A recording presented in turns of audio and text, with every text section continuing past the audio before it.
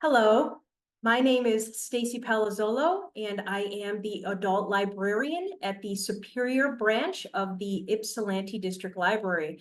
Welcome to our online candidate forum for the Superior Township Clerk in the August 6th primary. The League and the Ypsilanti District Library are nonpartisan, nonprofit organizations that promote voter education and participation. And we host candidate forums to help voters make informed choices. Now, let's hear from the candidates. My name is Paula Jefferson. I'm running for Superior Township Clerk. I have lived in the community 51 years, so my whole life. My parents' family, so both sides of my parents' family have been here since World War II. And my parents were the first group of people to graduate from Willow Run High School, and they got all their education through Willow Run. So we've been in the community since the 40s, and I've got my education in the area. And I have almost 8 years of experience as a deputy clerk, 2 years in Superior Township, and almost 6 years in Plymouth Township. We have 12 precincts and 24,000 registered voters. And I also have served as an elected official. I was elected to the Superior Township Parks and Recreation Commission in 2016. I served until 2020, and I was chair from the beginning of 2019 to the end of 2020. So I do have experience as an elected official in the past. And I just want to come back home to my community and serve my community that I have lived in and loved my whole life.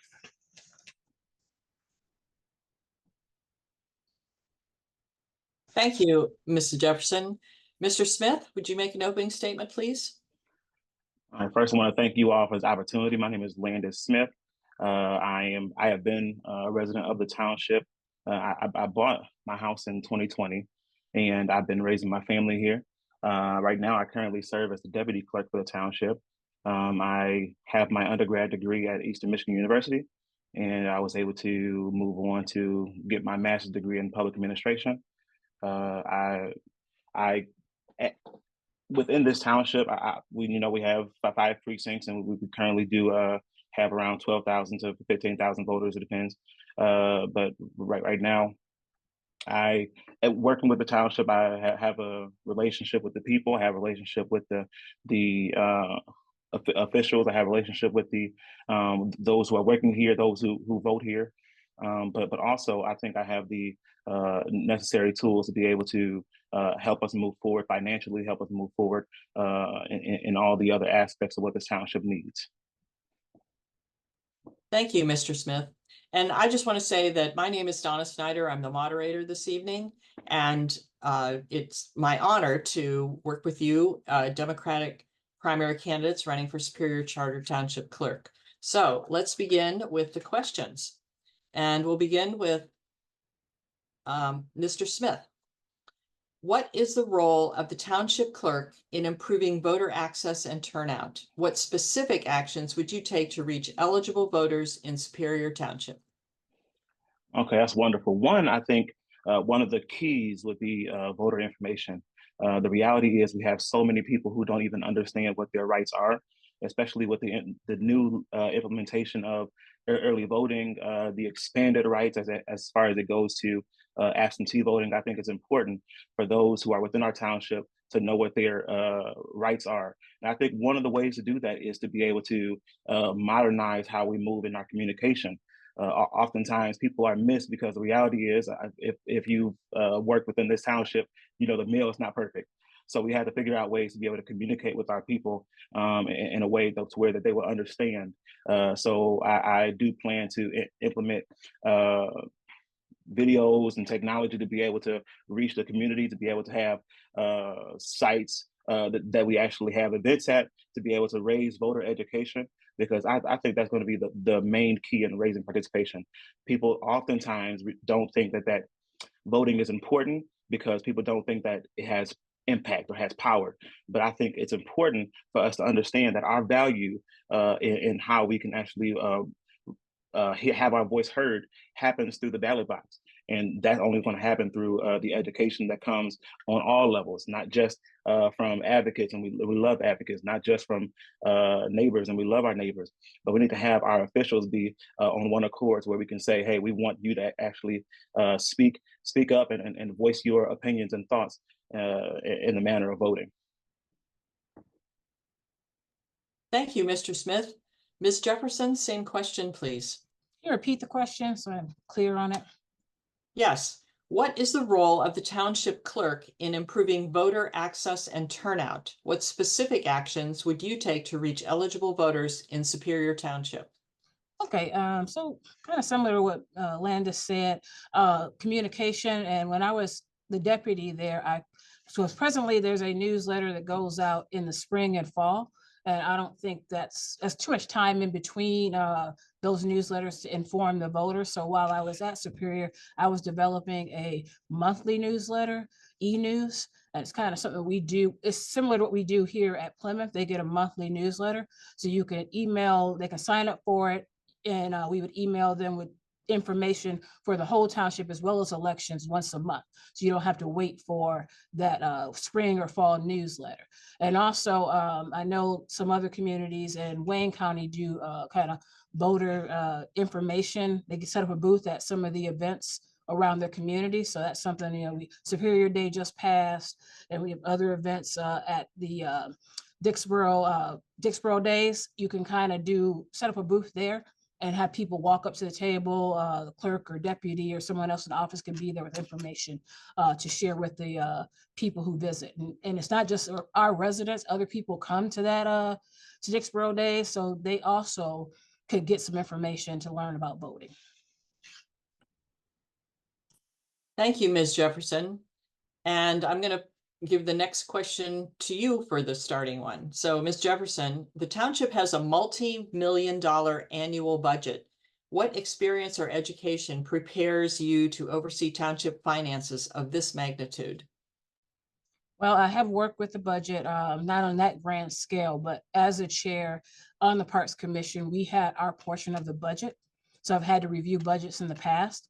So it would not, of course, the parks have a smaller budget, which should be bigger, I think, so we can put on more events. But so I've reviewed budgets before. I've reviewed budgets here at Plymouth Township. So I do have prior experience, but not at that scale. But I can definitely scale myself up and learn if elected. Thank you, Ms. Jefferson. Mr. Smith, same question, please. Can you repeat the question one more time? Yes. The township has a multi-million-dollar annual budget. What experience or education prepares you to oversee township finances of this magnitude? Okay, so I think within my master's degree studies, we did study how to set budgets. A couple of the key things is to assess income and your expenses, to set priorities and to allocate funds, to balance and adjust as time comes, and to monitor and review. And one of the biggest things is going to be forecasting. What are our expectations? What do we want to see in this township? What do we actually have? What do we put value in? And then from there, we can assess what is actually coming in, and to be able to make sure that we reconcile that which is coming in versus that which we want to do. You know, the reality is when it comes to municipal corporations, we have yearly responsibilities, we have yearly obligations, but there are also things that we desire to do. You know, we sometimes would desire to beautify an area. We may desire to invest inside different things. And it's important that we take those things into account during budget time, that we can properly allocate funds and make sure that we are using our funds in the way that is the most pleasing to those who are voting for us, and that we do so in the most integral way possible. Thank you, Mr. Smith. And I'm going to start with you again, Mr. Smith, for this next question. The radio station WEMU reports that most housing in Superior Township is in single-family subdivisions. What changes, if any, should be made to the township's zoning ordinance to increase the supply of lower-cost multifamily housing? Interesting. Okay.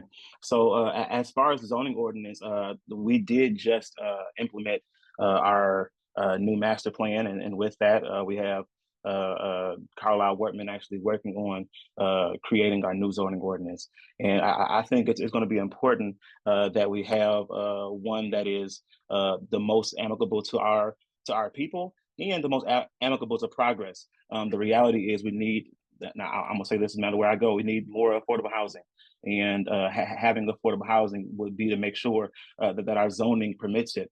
We recognize that a lot of our zoning in the northern part of the township does not permit when it comes to subdivisions, when it comes to most things. But we have to make sure that we can find those areas where we can have not just housing, but affordable housing to be able to best suit our residents, best suit our people, to where we can actually progress in the township. So I think it's going to be important that as the zoning ordinance is being revised as we speak, that and I don't know if you all know that there's a steering committee that's going to happen, and I think it's going to be important for people to be able to make their voice heard on what's happening with our zoning ordinance to be most educated and understood as we move forward with the proper amenities for our township. Thank you, Mr. Smith. Ms. Jefferson, the same question. Okay, can you repeat that? Yes. The radio station WEMU reports that most housing in Superior Township is in single-family subdivisions. What changes, if any, should be made to the township's zoning ordinance to increase the supply of lower-cost multifamily housing?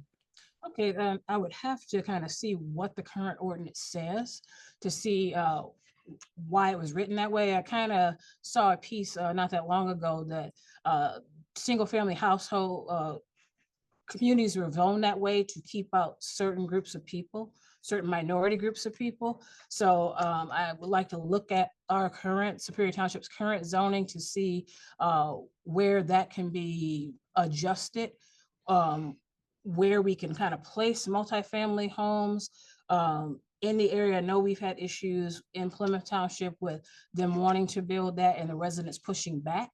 So as he mentioned, the group that's being put together, that'd be interesting to have multiple people come to that group to try to figure out and determine, again, the history of why that happened and where we can put that at, and if there'll be pushback and why.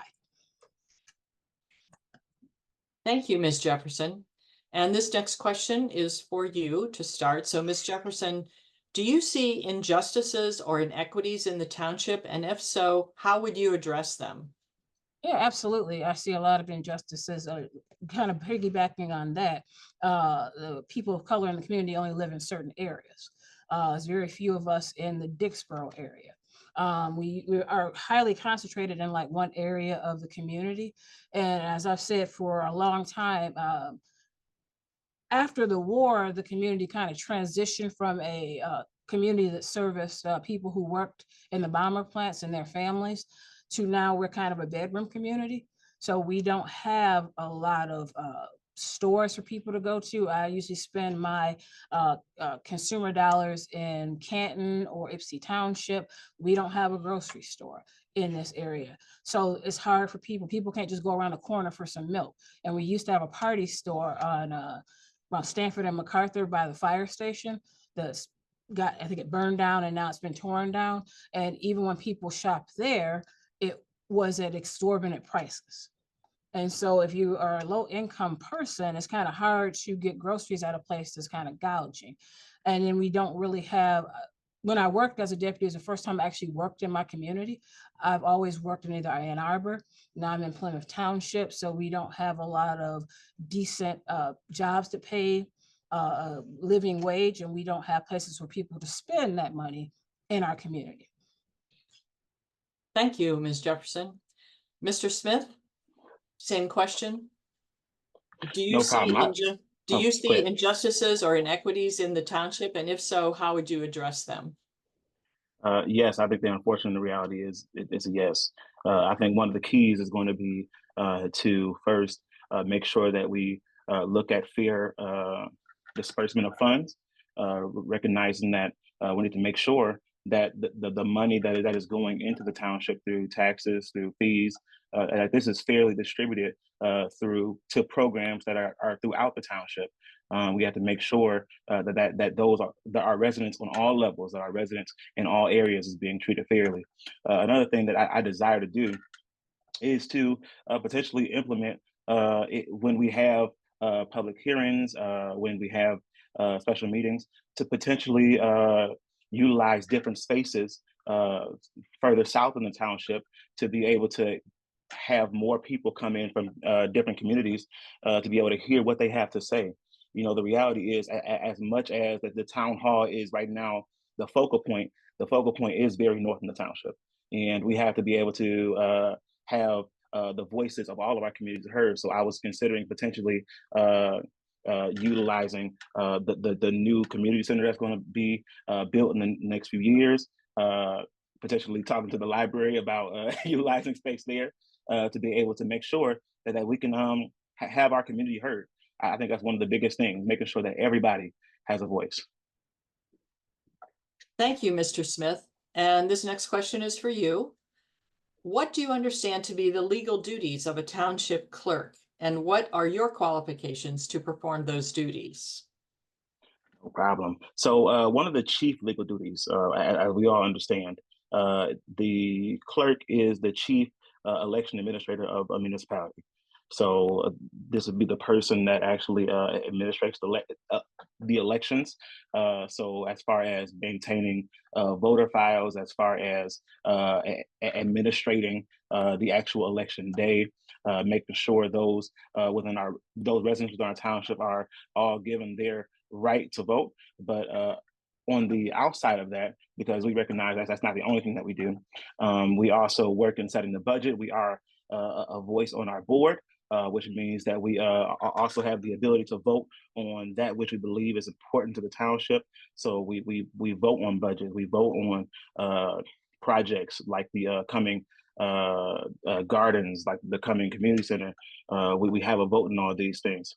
So as the elections are the one of the pinnacle things that we do, we are definitely voices and advocates, and also one of the beautiful things is we stand as one of the three administrative officials of the township.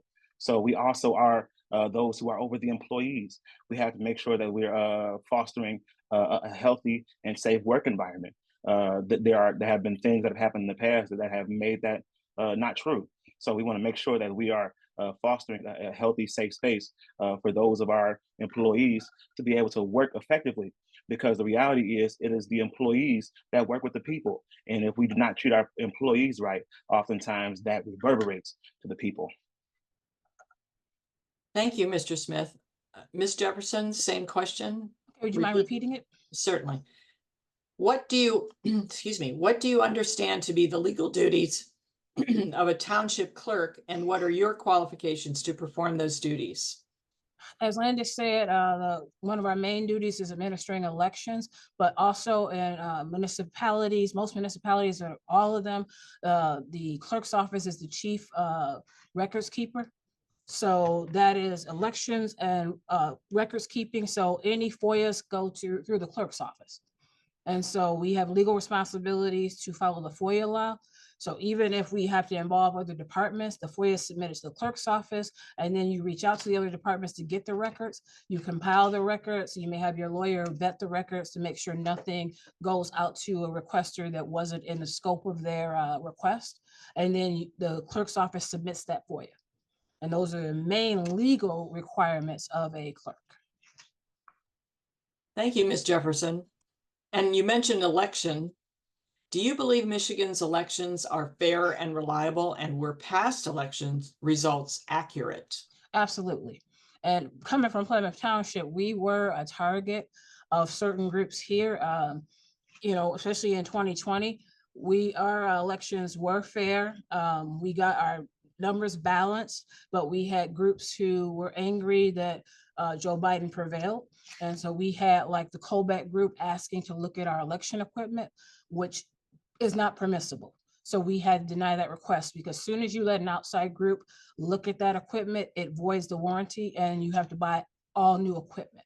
So we take our duty seriously. We do not show favor to any one candidate. So yes, I believe in the whole community. There might have been mistakes made. You had Antrim County that made a mistake with their programming. It was an honest mistake, and they caught it before the final vote tallies were done. So there was no fix, or there was no nefarious actions and there is none in our elections. Thank you, Ms. Jefferson. Mr. Smith, same question.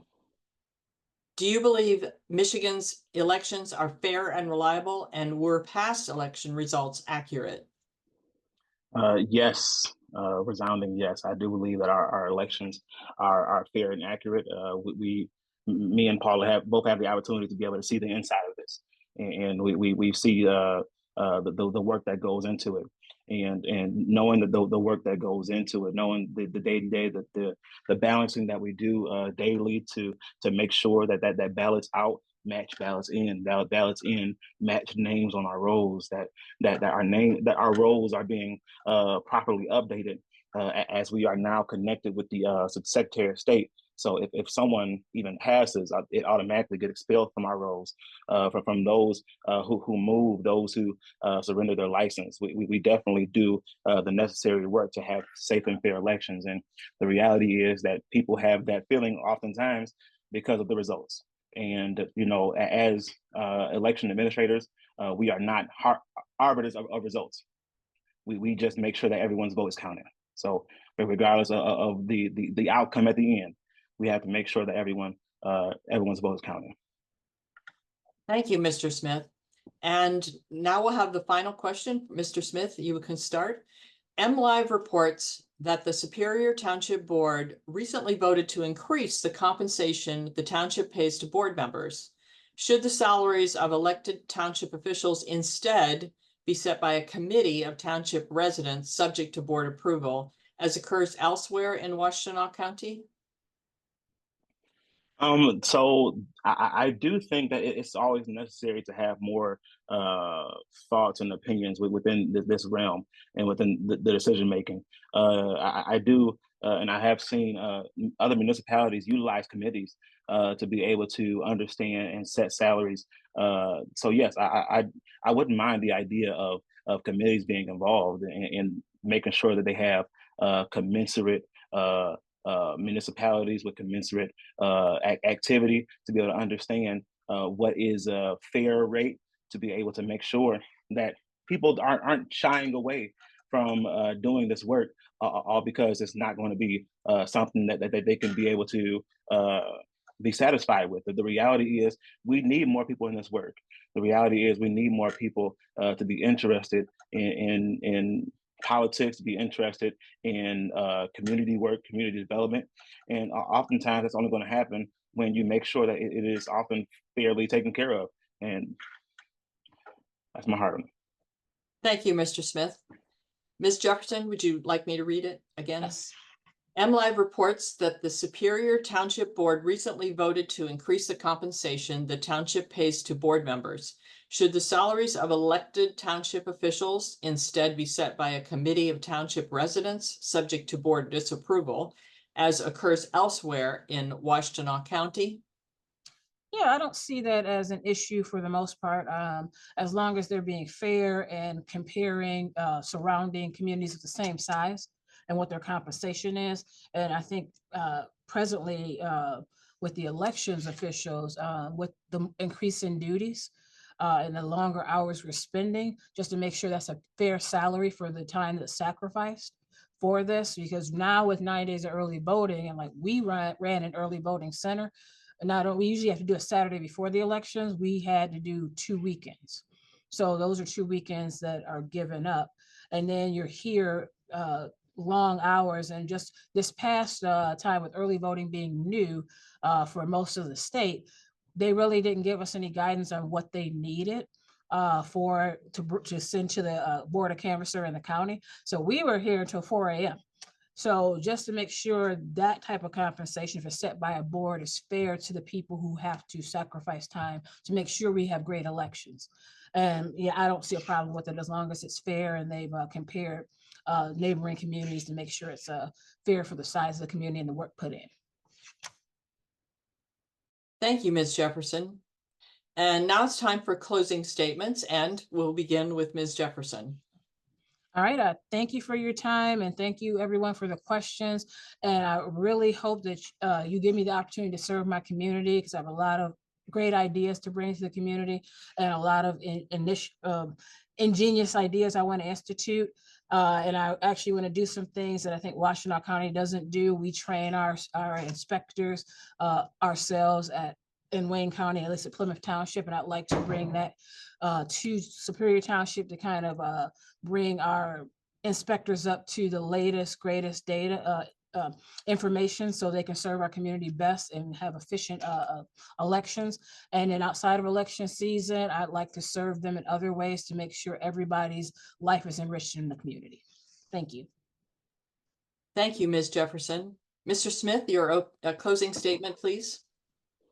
All right. Once again, thank you all for this opportunity. I do think one that a space like this and a platform like this does allow for the flow of ideas, and hopefully whoever's elected, that these ideas can be implemented regardless, that our township can be able to move forward. So I just thank you all for this opportunity.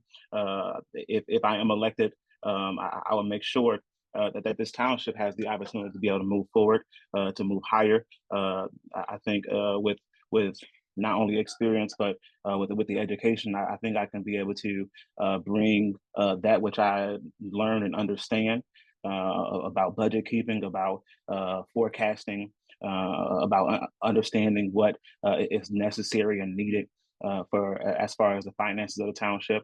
I think the township will be able to reach new heights. The reality is we have new people coming in. We have new constructions and developments that have been approved. So we want to have so many new residents. So we have to make sure that we're properly bringing them in, properly showing them what is accessible within this township, the beautiful amenities that we have, the beautiful community center that we're going to have. So I'm excited to see where this township goes, and I'm excited to see what's going to happen August 6th. Thank you, Mr. Smith. Thank you all for participating in this valuable session. And now Stacy Palazzolo will provide closing comments. The League and the Ypsilanti District Library thank the candidates and volunteers who participated in this forum and the community members who submitted questions. Please urge others to view our forums. Most importantly, please vote in the August 6th primary election, either by absentee ballot or in person.